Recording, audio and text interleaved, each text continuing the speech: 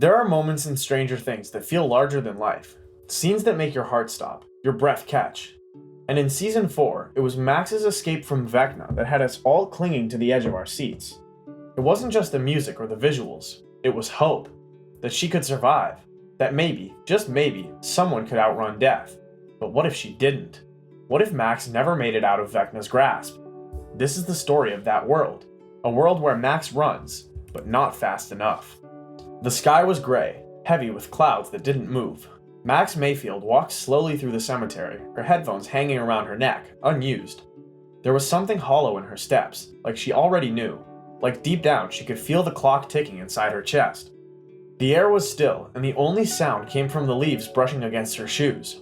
She reached Billy's grave, knelt beside it, and stared at the cold slab of granite that still didn't feel real. Her fingers trembled slightly as she pulled out her note.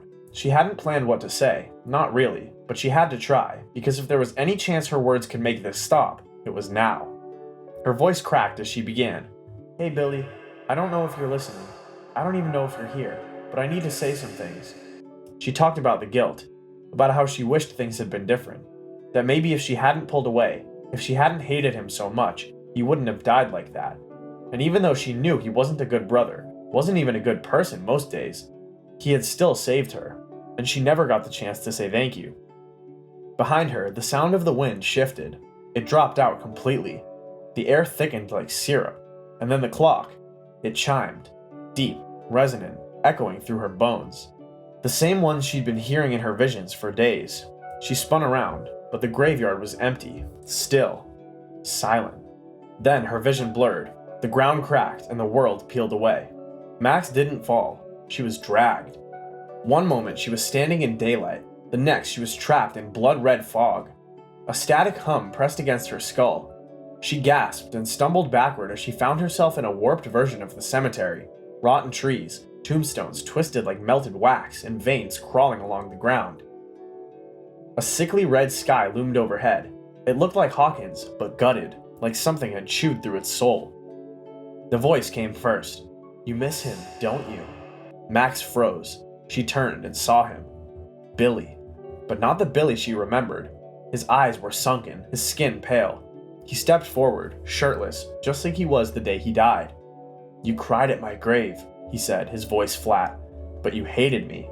You were glad I was gone." Max shook her head. No, I wasn't." "You wished for it. Every time I walked in the room, you wished I'd disappear." Tears welled in her eyes. "That's not true."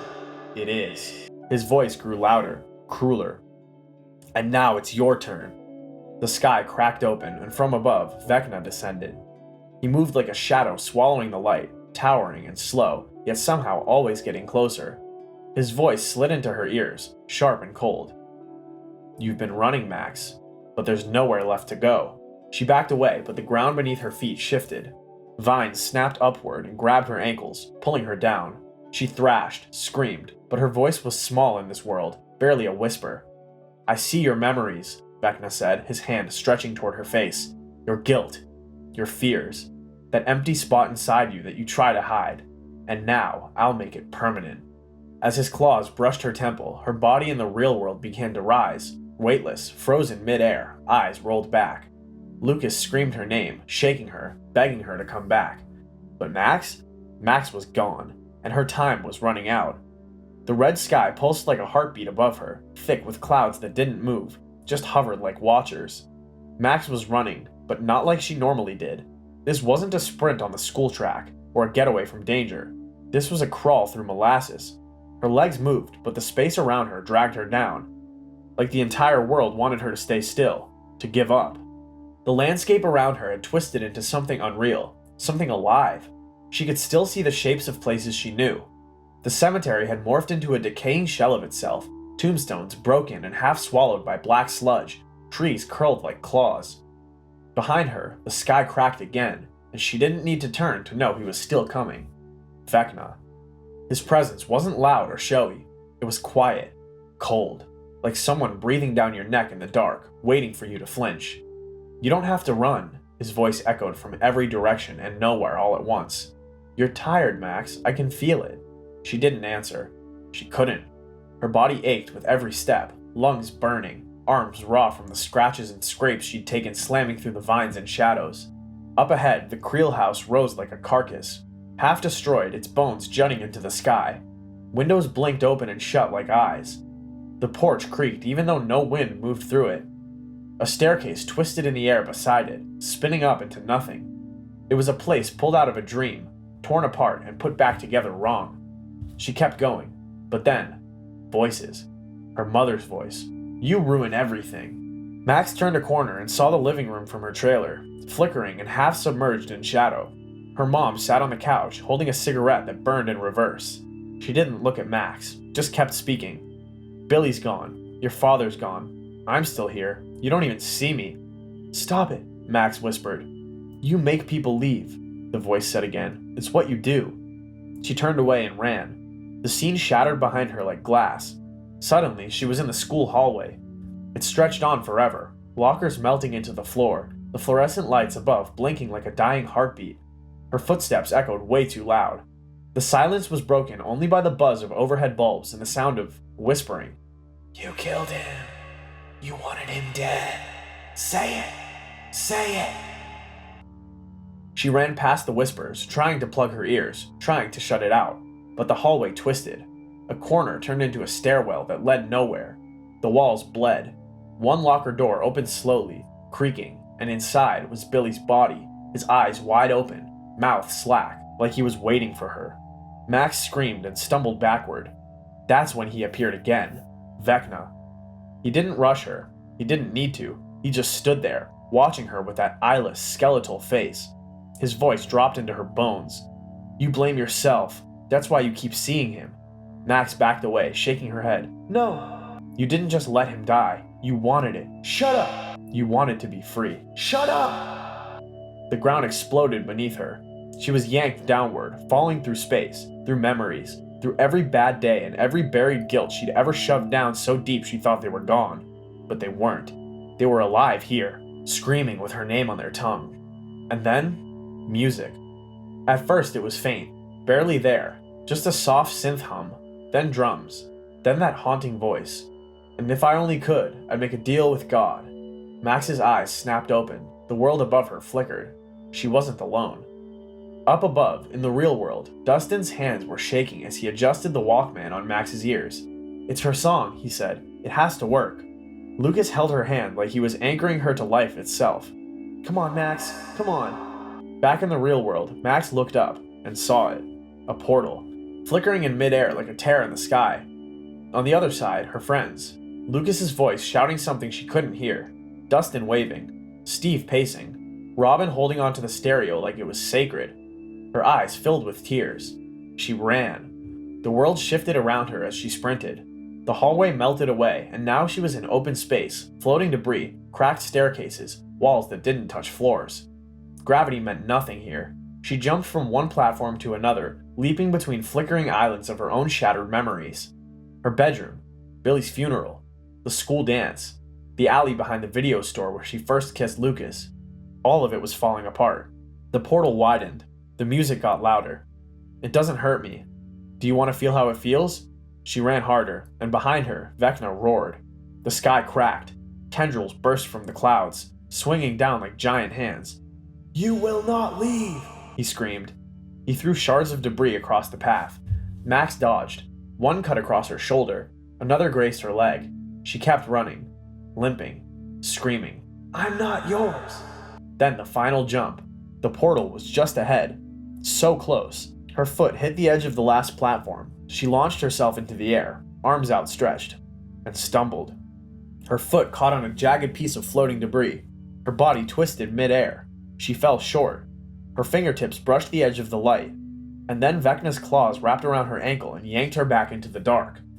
The portal slammed shut behind her with a deafening burst of light and wind, cut off mid-glow as Vecna's grip crushed around her ankle. Max screamed, flailing, kicking, her hands still outstretched toward the tear in the sky where her friends had just been. But now, there was nothing, just red, and him. He slammed her against the floor of the mine layer, and the impact knocked the wind from her lungs. She gasped, coughing, pain exploding across her ribs. Blood pooled in her mouth. Her vision swam, but she forced herself to look up. Vecna's silhouette towering over her like a god made of bone and rot. In the real world, her body hovered inches from the ground, twitching violently. Her limbs jerked like a puppet on a frayed string. Lucas clutched her hand, tears falling freely now. "Come on, Max," he whispered, voice cracking. "You're almost there. Come back, please." But Max wasn't hearing him. Inside the red world, she was staring into hell. Vecna knelt beside her, slowly, deliberately. His voice was soft now, almost gentle. "Did you really think you could outrun me? That your little song would save you?" Max's lips quivered. They were calling me." "They were watching you die," he said coldly.